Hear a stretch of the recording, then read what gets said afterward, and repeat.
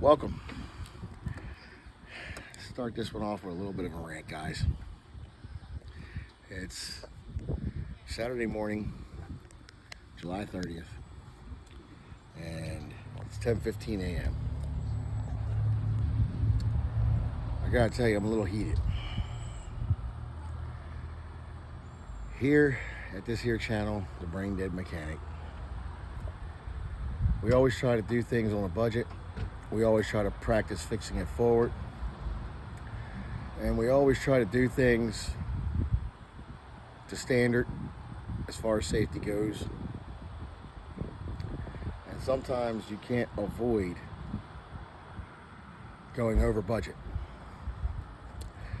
There's a previous video clip that we're going to put in here where a caliper bracket had locked up, and I'll show you how to get one of the slide pins free where I previously gotten the other one free. I wanted to record that because in a lot of cases people just return the caliper to the store as a core and get a new caliper, put it on there and bleed the brakes, and you're on your way. Some people don't have the money for that. I showed you how to fix it properly, and what lube to use, especially on Japanese cars. That being said, when that locked up, it warped the rotor. Now, these rotors were very close to minimum spec, and I'm used to shopping for parts in a time where you could get them for a reasonable price. Unfortunately, that time I think is past.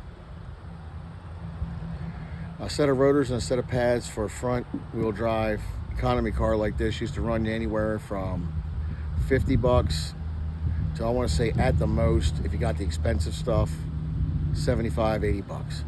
I wouldn't go over 120 for everything, and that's at the dealer. When I went to the parts store yesterday because the car had become unsafe to drive due to the rotors being so warped, it was causing steering wheel shimmy, it's causing brake pulsation, it was shaking the front end and the entire chassis of the car damn near to pieces if you were going highway speed. And I just couldn't let it go out of my care like that. So we had to run up to the auto parts store, and I decided to get the cheapest set of rotors they got. Now, mind you, I used to pay anywhere from $12 for cheap rotors back in the day. That's way back when I first started this gig 25 years ago. Up here to about 6 months ago, I'd say rotors would run you 25 bucks a piece, so 50 bucks for the pair.